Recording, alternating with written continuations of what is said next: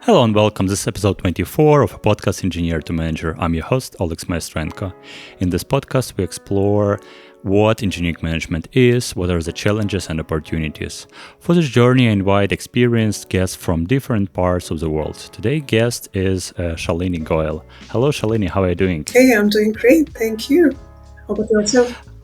Oh, well, good. Thanks for joining the podcast. We had quite a long wait until we agreed to come as it was a summer period for you to go on holidays, and finally we are here. I'm thrilled to have this conversation with you. Absolutely thrilled. Yeah, so you're now software engineering manager at Amazon, and with your experience of over 20 plus years in the tech industry, you worked at like 8 companies at least that I could count.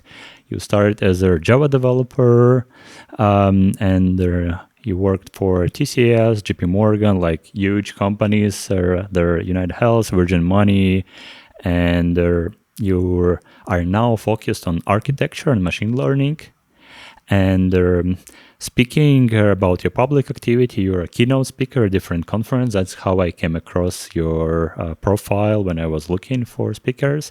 And during that expression of yourself, you advocate for women in tech, specifically based and leveraging your extensive experience and leadership skills to uplift women in tech and beyond.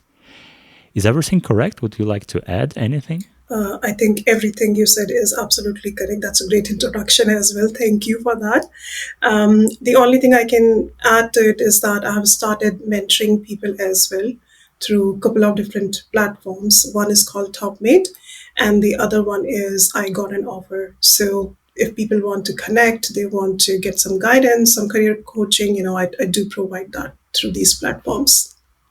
Great. I guess it's nice to talk to you about different parts of their career leadership that you were climbing or walking through, because you worked at those big companies and how you tackle them. But before we go in their changes, let's start with you from the very beginning. So in our pre-chat, you mentioned that you were a Java developer with Java 1.3 starting like many years ago.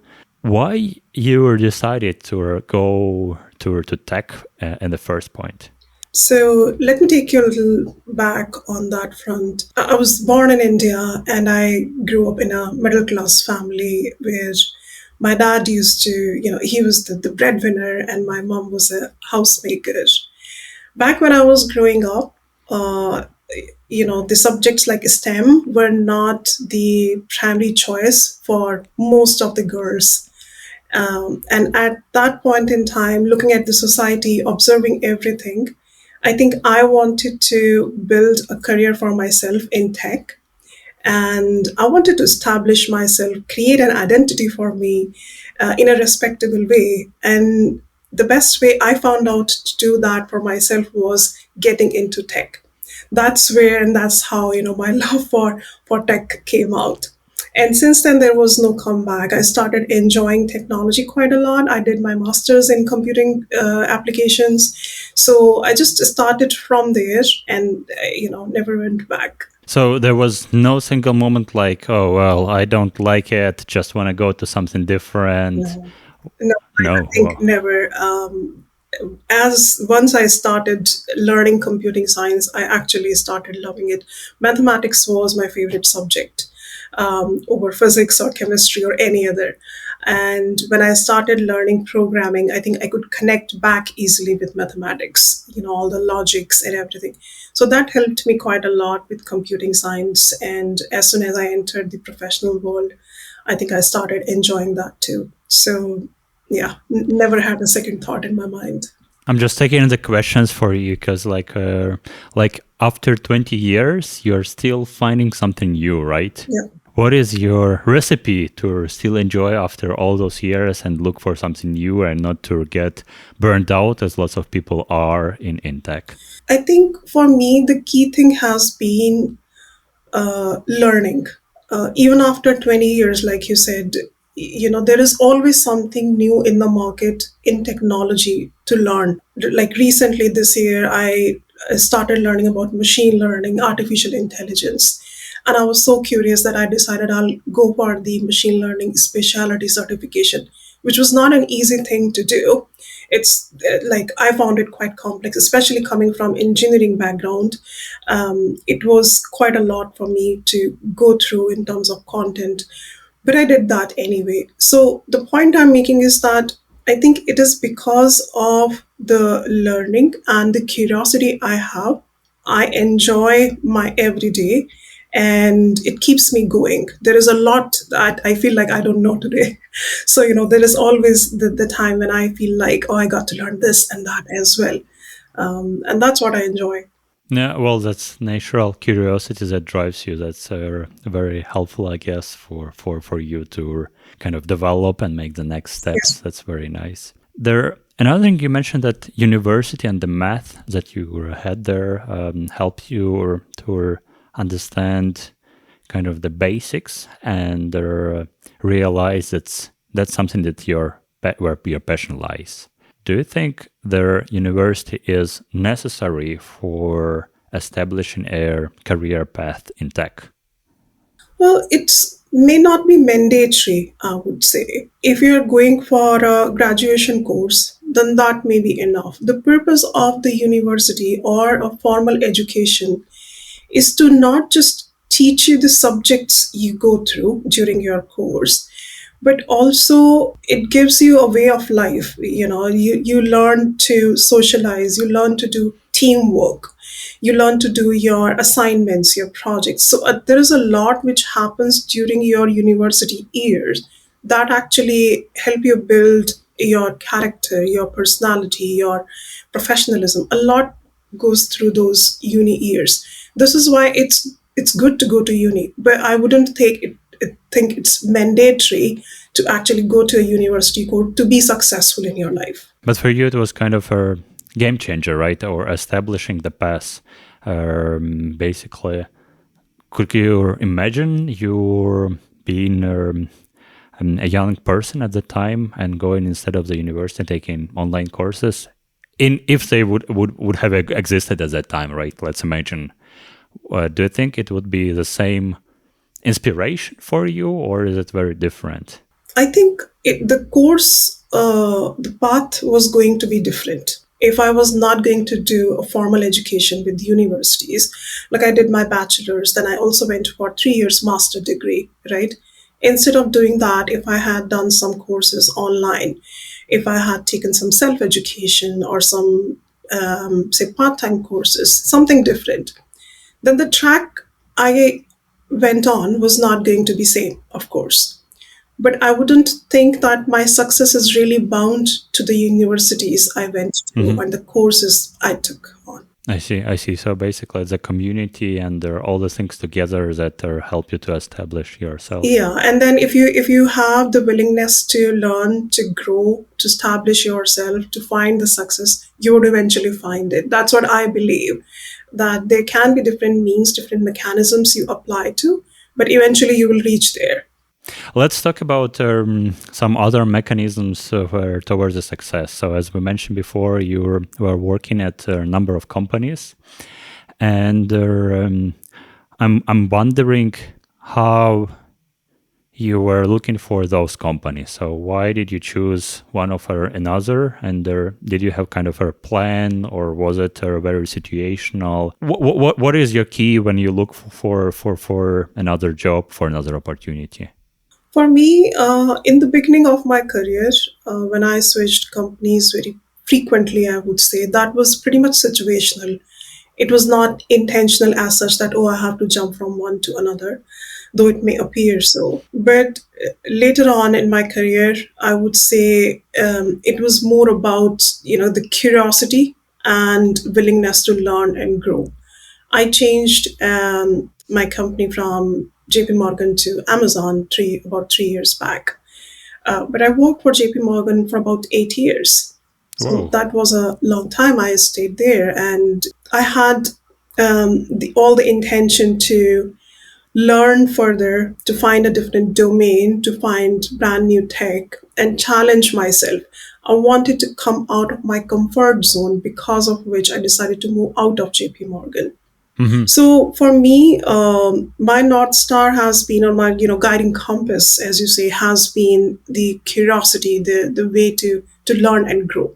8 years. It reminds me of a book that I reviewed on the channel here by Kate Houston, where she says 8 years might be different, right? They might be 8 years, 8 times the same, or they might be different every year. Well, year is kind of a limit, but you can imagine it's like 5 times, like changing their position, changing their content of the job that you're doing. What has been your 8 years at JP Morgan? Every year was different for me.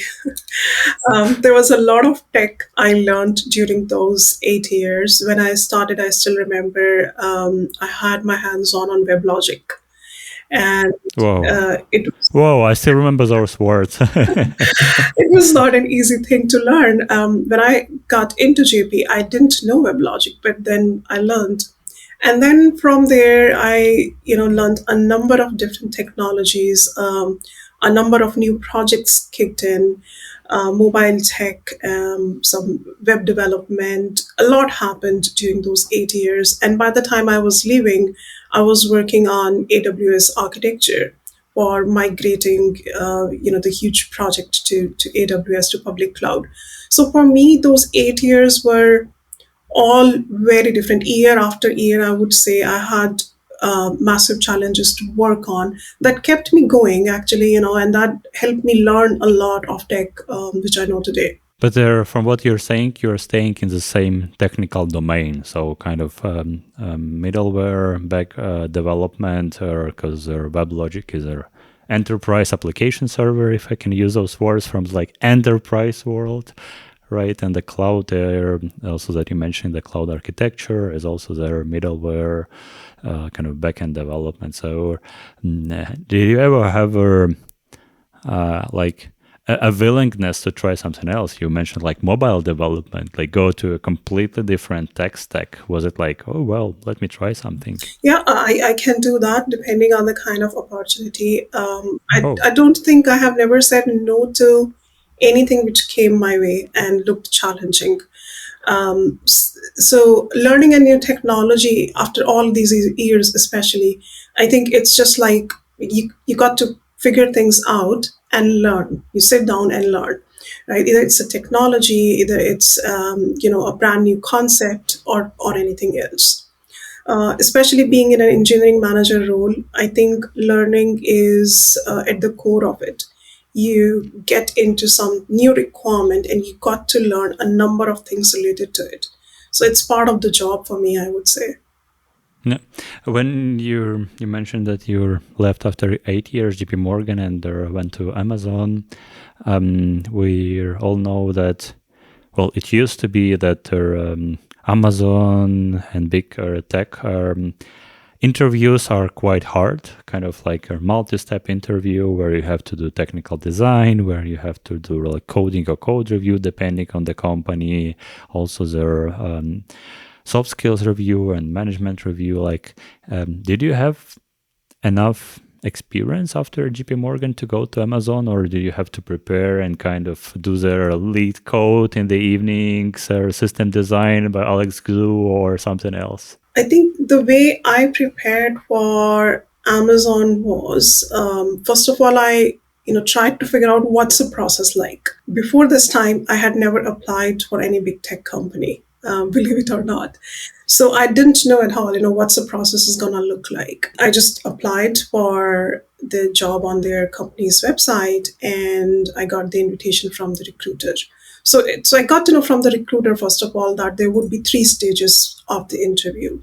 For the first 2 rounds, it was going to be phone screening, a telephonic kind of interview. But and the first two were based on the competency. So they were still easy to understand. I could guess, what the interview is gonna look like. When it came to the third stage of the interview, there was a set of interviews. the 5 interviews which you go through. Pretty standard process, I would say. So I didn't know what to expect really. But Amazon does a great job in there because they do a prep call with the candidates. When the candidates have reached to the third stage, they set up a call to help them understand how the interview process is going to look like from there. Because the third stage is the main stage where they invite you for either half a day in the office, or if it's a video call, then all of them for the interviews divided into 2 different days. So that prep call helped me quite a lot to understand what it's going to look like in terms of the interview patterns. And then I brushed up some of my skills. I was very close to the system design concepts in my role at JP Morgan. So that helped me quite a lot. I was also working on a public cloud migration project at the time. I was looking out. And that again helped me quite a lot during my system design interview at Amazon. And then, yeah, it just happened. So, one after the other, I cracked the interviews, which I wasn't very sure of at that time, but it just happened so. You mentioned several times system design, and you also mentioned on your LinkedIn profile about system design solution architecture. I do realize that you were working gradually on getting to know the system design, their different pieces, the connectivity between components, and their architectural styles that you can apply. But these days, lots of people are trying to get into system design from scratch without the proper experience.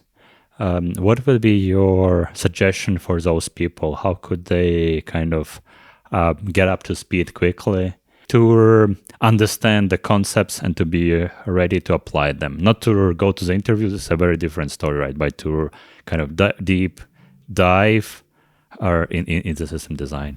Sure. So for me, it came with a lot of hands-on experience. Look, I started my career as a Java developer, and I still remember during my first job, I was doing Java development, and along with that, I was asked to create some UML diagrams, some sequence diagrams, right? Some other sorts of diagrams which used to be at that point in time, right? And from there, I gradually learned about the art of designs, why to look at them or how to look at them.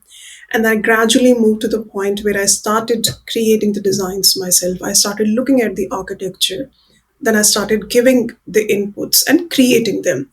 So it took me time to actually build that kind of knowledge and understanding where I got the confidence of doing the system designs. Nowadays, what I notice that people are kind of in a rush where they say, oh, I want to crack a system design interview, but I don't have much experience. What book should I read that I would just learn the concepts and would crack the interviews? I don't think that's a right approach. I think people should give it some time. Once you have looked at enough project architectures, you understand why the decisions have been made in such a way. What could be the alternate designs? What could be the alternate decisions you could make around to get the same result, to get the same design up and running? Then you start to learn it quite a lot. So if somebody would want to learn it from the scratch, I say the great way to do is by looking at some of the existing architectures, look at the basic concepts related to the system designs, right? Do some case studies and try to create some yourself.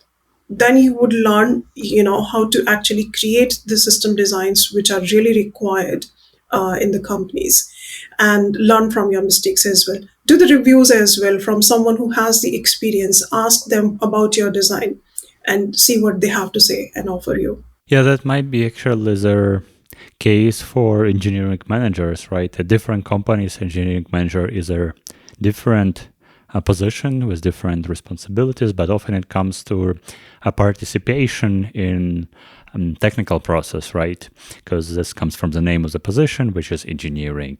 So learning the system design or going through the components of the solution might be kind of a request from engineering managers who haven't done this before, but who were hired to the position with the expectation that they would participate in a technical process, and for them even to understand the language, understand their components would be a good way to go through their examples. Actually, like Amazon or Azure, they provide a great list of well-designed architectures. So this is a very good guidance on their example of the component and their context where it can be or should be used. And then basically the biggest challenge is to keep that all in head all together. Yes. And understand the connectivity between different components, because at one point in time you can lose for API management, and then you're looking for a network diagram, and then you have to connect them together, and without a proper experience it might be quite a challenging task. Yeah.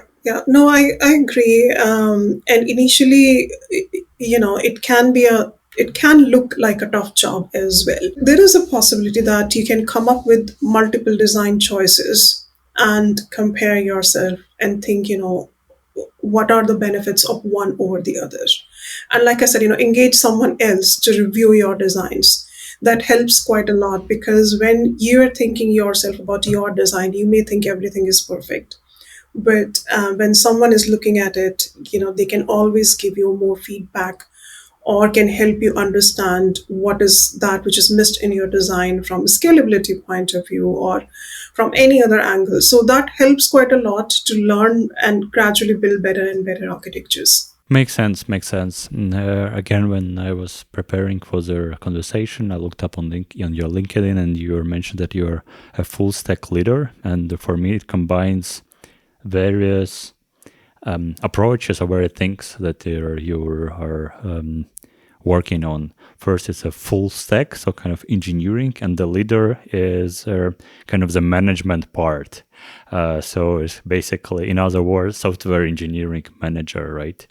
And the question comes, how can you balance those things? So there are technical overviews, the technical understanding, and their leadership in the management role. How do you combine them, and how do you balance them? Sure. For the engineering manager role, I think engineering is at the heart of it. So there is no way that you will not be technical. You would have to be really technical to be able to understand the designs, understand the solutions your team is working on, be able to input there, and be successful at your role. Now, you rightly said, you got to balance being technical, getting into the technical matters, and do the leadership which you really need to being into the engineering manager role. For that, I think one of the way I apply is I do a lot of delegation. There are things at the technology level which I don't need to do. I can engage with a engineering lead, a technical person, a technical lead in the team, or a principal engineer, and I ask them to help me out with few of the things. And when I do that, I also learn a number of things from them, because they are more close to the technology than I am because of my role, right? I'm, say, half technical and half leadership, so I'm trying to find the balance somewhere. But let's say a principal engineer is spending all of their time or most of their time very close to the technology. So during the conversations, I can learn from them, and I can leverage their skills, their knowledge, to try and solve a problem. So that's one way of doing it. The second way, which is included in this itself, that you keep learning. If there is some new solution which is going out, if a design is going out, you got to review that. You got to understand what's going on, and you should give your input based on your experience, your thinking. And in that way, you can always make sure that your designs are adhering to or catering the need for the business. So that way, you can act as a linchpin as well many a times between the tech world and the business world. That's what engineering managers also have to do. Are you reading kind of any books or blogs, podcasts, or no time for that? It's hard to regularly, read a book or do something. But what I do is kind of different things. Number one, I try to attend tech meetups and conferences. That's my number one way to learn and absorb a lot of knowledge, information I can. It also helps me to get up to the speed with latest tech industry trends, the hot topics in the market, or what people are thinking. And I take that back to the workplace. So that's my number one. The other one is by engaging with the people. I said, I talk to people. I'm curious about things. So I do ask questions, and I, learn on the job. And then there are certifications, courses. I personally prefer to take a time out to do something specifically, a dedicated time. So like this year I did ML certification, or 3 years back I did AWS solution architect certification, and that helps me to validate my current knowledge, adds on to my knowledge. And then when I've done the certification, it gives me the confidence that I know the subject well enough that I can contribute to the conversations or the things related to that. And many of the people usually don't know that most of the organizations provide study leave. They provide days off to upgrade yourself. They provide vouchers to do the certifications. They provide subscription to a number of websites, number of courses you can take. So there is a lot which is provided by the organizations to all of the people, not just engineering managers, to upgrade themselves, with the latest tech or any tech you are looking to learn.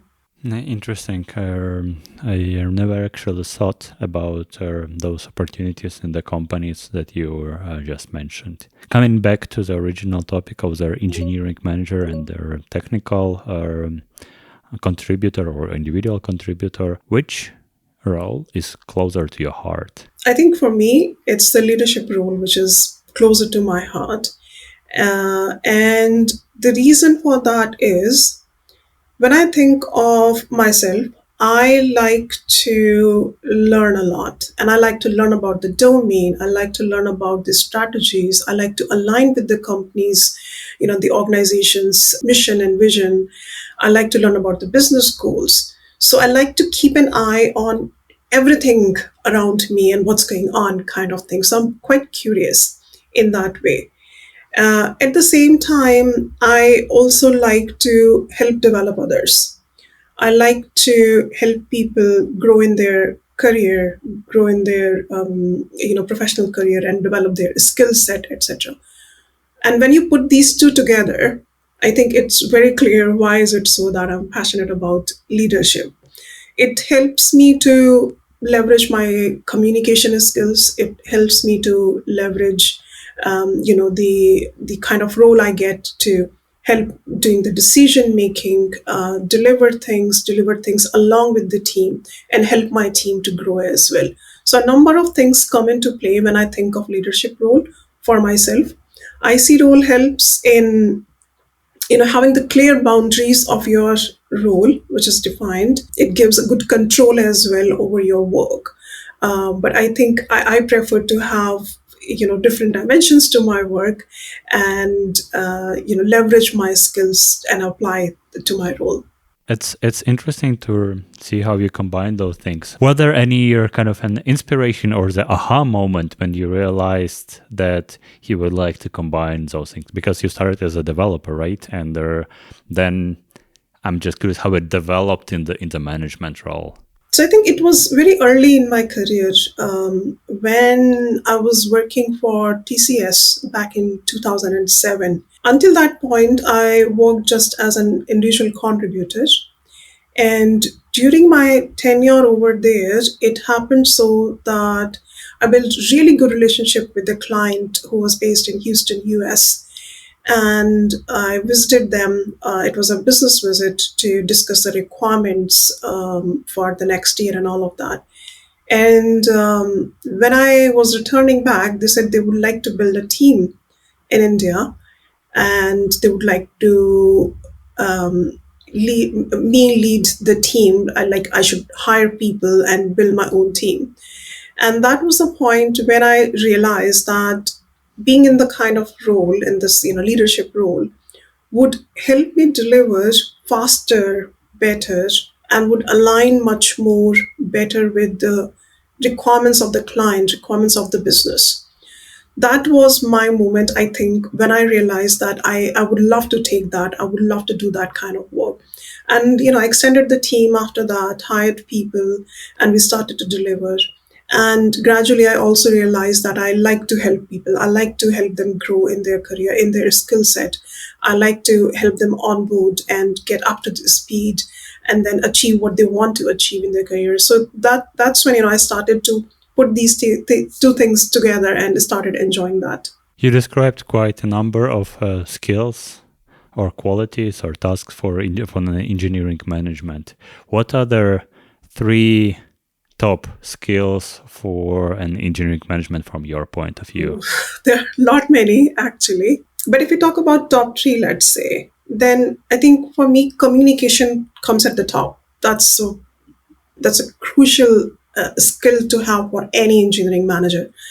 Without that, it's very hard to be successful. You got to communicate left, right, and center. You got to communicate with your team, with your stakeholders, with your clients, with other teams, with tech, with non-tech, with business, so with everyone. So communication is definitely the number one on the top of my list. The other one would be collaboration. You got to learn how to collaborate with all of these people. Either they are your business folks or your team or your clients, anyone. You must know how to collaborate with each other, got to create a harmony with them. And then the third one, I would say coaching. The reason for that is being an engineering manager, you're responsible for your team. You got to make sure that the team along with you can deliver and at the same time can grow as well in the way they wish to grow. Their career can grow, they can get good work for themselves, they can learn new skills. So a number of things come into play when you talk about coaching your team. So these are my top three when I think of the engineering manager role. Nice, nice. So it's basically communication, collaboration, and coaching. All start with C, Yes. which is perfect, perfectly Three chosen. Cs. And when it comes to application of those skills, I'm just curious to talk a little bit about your daily work as an engineering manager at Amazon. Like, can you tell how you apply those skills? What does your day or week at Amazon as a software engineer manager looks like? Sure. So my week begins on a Monday. For most of the people, that's what happens. But I started a little bit early. I started actually on a Sunday evening. So I look at my calendar and my entire week on a Sunday evening just to gauge, how it's going to look like. And that's what I do on a Sunday evening. On Monday, the first thing I do is, in my role, I'm responsible to write the reports for the senior management to see what have we achieved during the last week. So there is kind of a weekly report which goes out. So on Monday, my first task is to ensure that I have gathered the RAG status, what are the projects which are red or green or yellow, and what's the kind of progress on all of them, and get that report out of the door. And that also gives me it's a good way for me to learn what should be my focus in from that report for the current week. So that helps me with that too. Then from there, rest of the week is about different prioritization, taking on any new requirement which comes in, talking to different stakeholders. I got team in India, I got team in New York, Seattle, so different time zones. So, every day is divided into different kind of slots. When you wake up, you talk to the team locally or talk to the team in Asia region. And then when you are, towards the afternoon, you start talking to people in US. So in that way, the day is quite divided according to the time zones. So most of the week goes in there. And towards the end of the week, it's usually time to reflect on the achievements to see what progress kind of we have made during the week, or if we have slipped on something which we could not achieve and we wanted to achieve. So ensuring that before the week ends, it gets reported or the information goes out, if there is any necessary key information which should be sent out, that goes out too. So that's what the week looks like, but yeah, mostly filled with a lot of discussions and meetings, prioritization, roadmap planning. What I hear is are clearly their collaboration and communication, and I'm curious where the coaching parts come in. So coaching is part of the job. So I go to the office at least once in a week, and I try to keep that day dedicated to the people who are in the office and meet them face to face. I try to do my one to ones with them face to face, sitting in a room or going out on lunch or doing something, just so that it's time for the other person to be able to open up and discuss the things they would want to discuss. In addition to this, coaching comes, it's like it's part of the job. So when I'm discussing the project details, when I'm discussing a design with the team, when I'm discussing about the progress we are making on the board, is on every front of that. It is blended with everything I'm doing Mhm. during the day when I'm talking to the team. Many times it is related to just career coaching, talking about promotions or the performance. But other times it is also related to the growing the skills, or if someone is trying to produce a design, let's say, sitting with them, making sure that they get the help they need, or helping them deal with the tough stakeholders, going to a number of meetings with them, or delegating something to them so that they grow in, by attending that meeting, by addressing an issue with someone directly while I take a back seat and let them run the show. So in many different ways I try to coach my team. It's not just one or the other thing.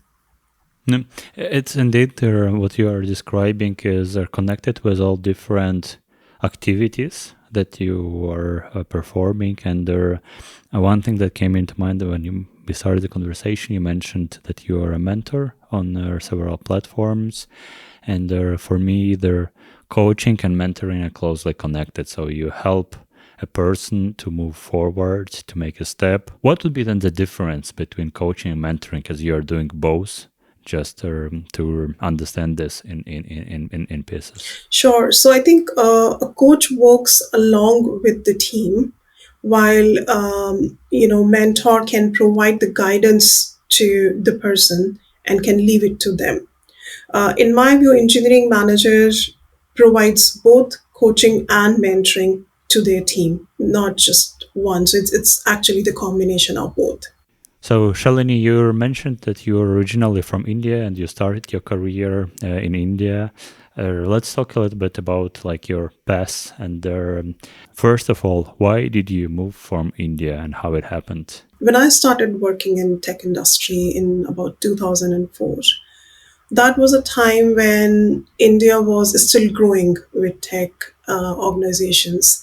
Most of the organizations at that point in time were getting the outsourced work. Companies like TCS, HCL, they would get projects from the companies which were based in West. So they'll get the projects from US and they will hire people to work on these projects. Call centers were also at the boom because of the communication skills. There were a number of call centers I remember started to open up in India. Well, basically, the language as well, right? You speak Yes. English, so it's very Yeah, easy. like English is it's second language in India, but it's quite normal for people to use it as if it is their first language. India has otherwise way too many languages to learn, but yes. So about that time when I started to work, there were two things. I think one, I was quite curious from very beginning. I wanted to learn about the business. I wanted to learn about tech, and I would interact a lot with the people. So that helped a lot. And the second was communication. Like I was very open with my communication when it came to client discussions and everything. So with both of these things together, they put me in a situation where people would ask for my presence when it came to requirement discussion, when it came to building strategies, and would ask for my input. And because the business was mostly coming from US based organizations, it happened frequently that I was getting asked to travel. There is a very interesting story. Back in 2007, I was working for TCS and I was heading home one day. I was about to leave the office, and my skip level manager stopped me and said, Shalini, can you bring your passport tomorrow when you come to office? And I said, I don't have a passport. We both laughed at it, and I realized that he was trying to create a travel plan for me Hmm. to go to Houston and sit with the client and discuss things. So it was never my intention in the beginning of my career to move to any Western country. So it happened very organically, and I traveled to US. Then I lived in US for about an year, went back to India, and when I came to UK for the first time, I wasn't certain how long I'll be here. It just happened so that around I came to the UK in about 2012. And in 2013, I went through the interviews with JPMorgan, and they invited me to come to Glasgow and join the firm. So for me, it was very organic rather than being intentional, I Hmm. would say.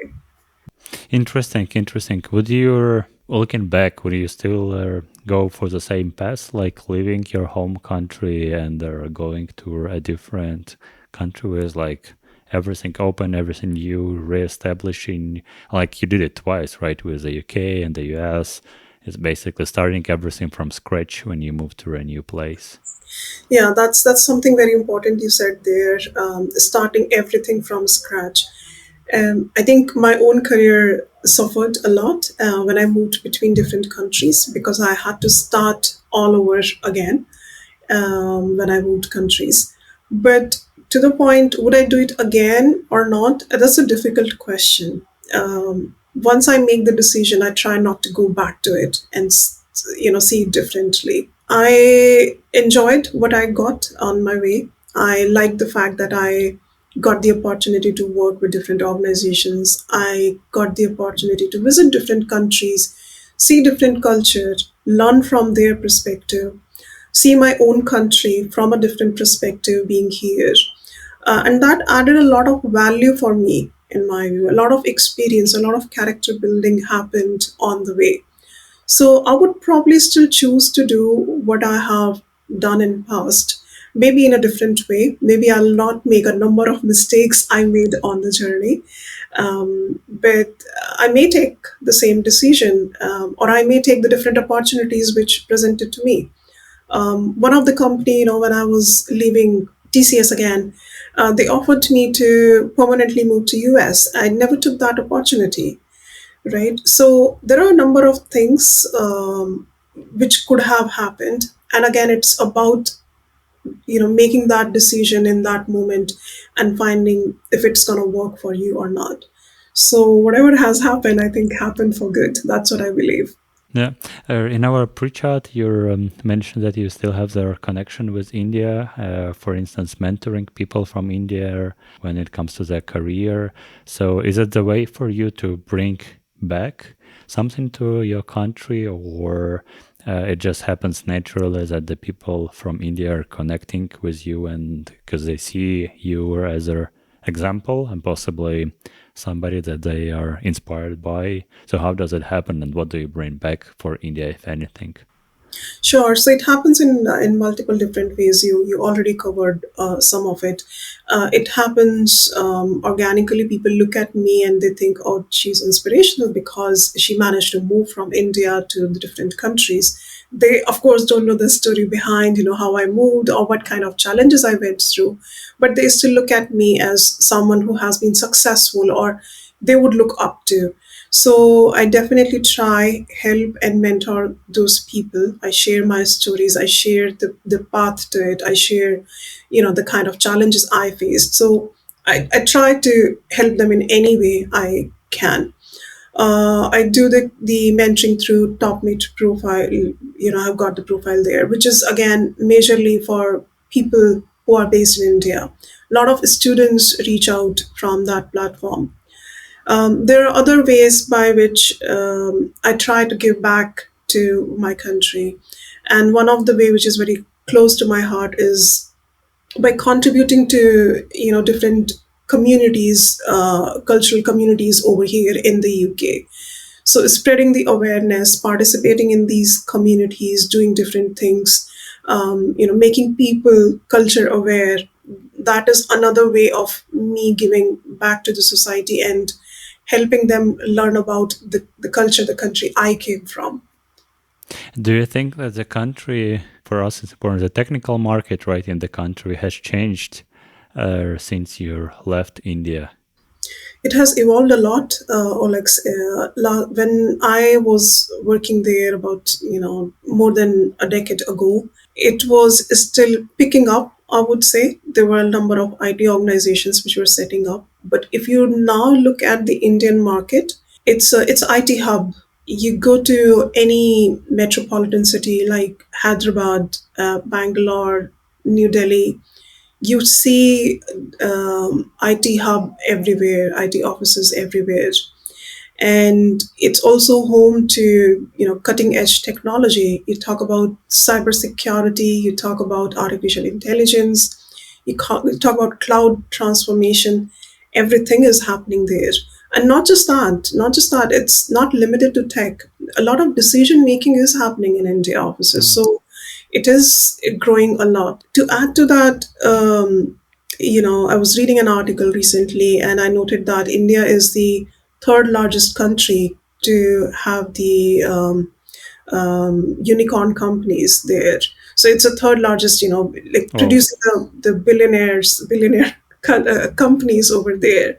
Zomato, Swiggy, a number of companies have been in limelight lately.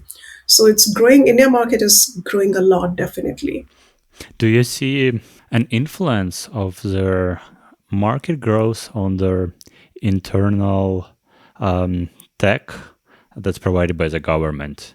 So what I mean is that your government is providing services, your cities are providing services, and we all know their government is a bit slow and much slower than their tech companies.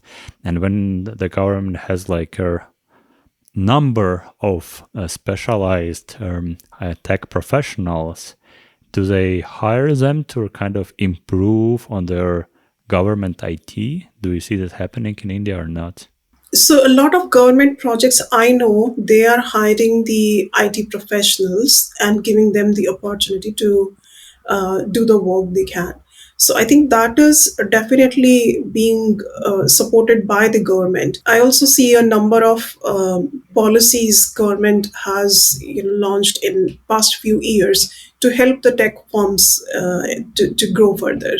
Yeah, because I'm coming from Ukraine, and basically what happens here is that government has a huge trend in their IT, in the tech sector, and they are putting lots of effort in their making the processes digital, making the registries digital, and they're sharing like a digital identity so that basically we have it as a digital identity. I don't have to go anywhere to sign lots of documents. I have lots of things in my phone or my computer that I can use not leaving home.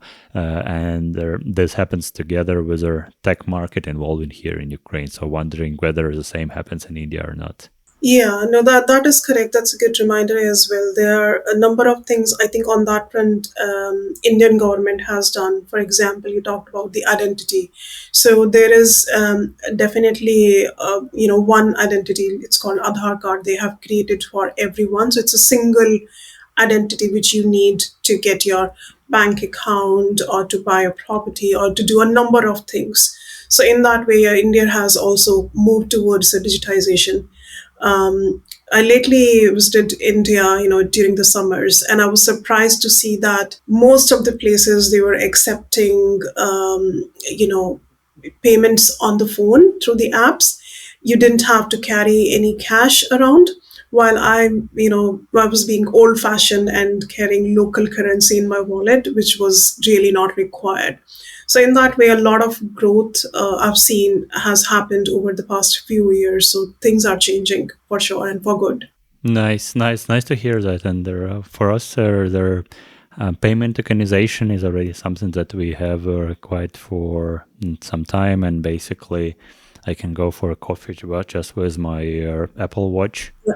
and pay with Apple Watch. I don't need any wallet, nothing. Just like, okay, I just go out for a coffee, pum, I have it. That's Yeah. it. Yeah. True. Very nice, very nice. All right, Shalini, thank you very much for the conversation. I really enjoyed it as we went through your career with different things that you were professional at. I really like the 3 C's, so I will take it with me for communication, collaboration, and coaching. Very nicely put, like very easy to remember. And dear listeners, right now is a good moment to have another, not C but S, subscribe and like her. So don't forget to do this, and let us know in the another C comments below how did you like the conversation, and what you found interesting. I will kindly ask Shalini to check the comments and sometime when we go out, and if you have any questions, just put them below. If the questions go beyond the comments on YouTube, where you prefer to be found at Shalini? Yeah, so people can connect with me through LinkedIn profile, and they can also talk to me via Topmate, or I got an offer, they can book the sessions through these two platforms with me. We'll put the links to your profile and those profiles on different mentoring platforms below. And once again, thank you very much. It has been a great conversation. Thank you for having me. Great conversation indeed. Thank you. Thank you.